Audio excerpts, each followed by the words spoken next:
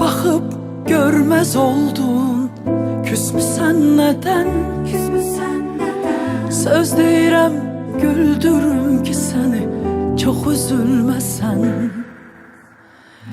Mənə baxıb görməz oldun.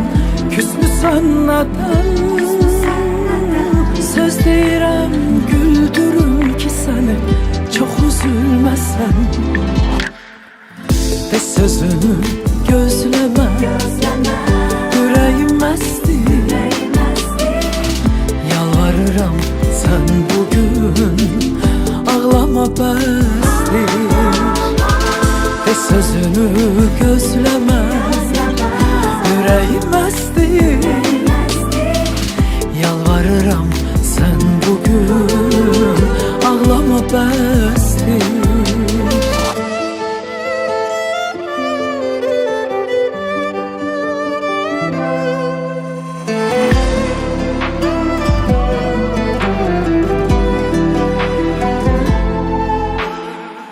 Gel danışaq sevgimizdən, sənə var sözüm.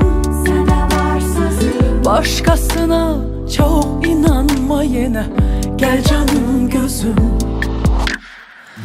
Gel danışaq sevgimizdən, sənə var sözüm. Başqasına çox inanma yenə, gəl canım gözüm. De sözünü gözləmə, ürəyim əsdir.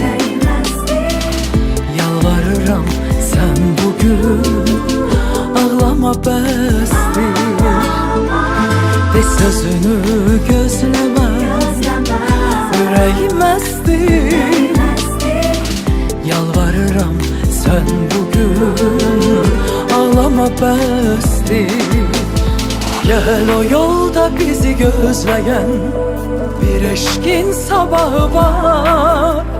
Mən sənin o ömründən geçen bir güzel bahar.